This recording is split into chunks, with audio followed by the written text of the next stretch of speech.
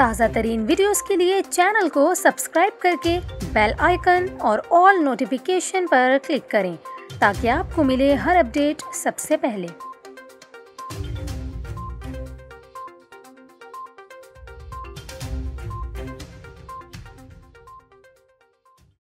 अस्सलामुअलैकुम, मैं हूं आपके साथ कोमल खान और आप देख रहे हैं न्यूज़ 24/7 उर्दू।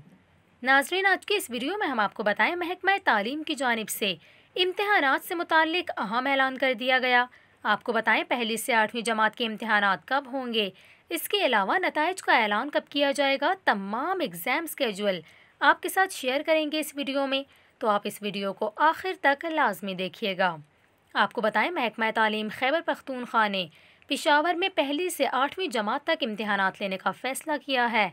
तमाम तालीमी इदारों को सालाना इम्तिहानात 21 से 25 जून तक मुनक्किद करने की हदायत की गई है।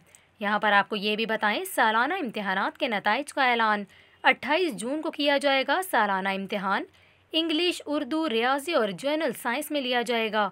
यहाँ पर आपको ये भी बताएं 5वीं और 8वीं के इम्तिहानात पुराने तरीके के मुताबिक स्कूल लेंगे। इसके अलावा ये भी बताया गया पर्चे मुख्तसर सवालात और MCQs पर मुश्तमिल होंगे।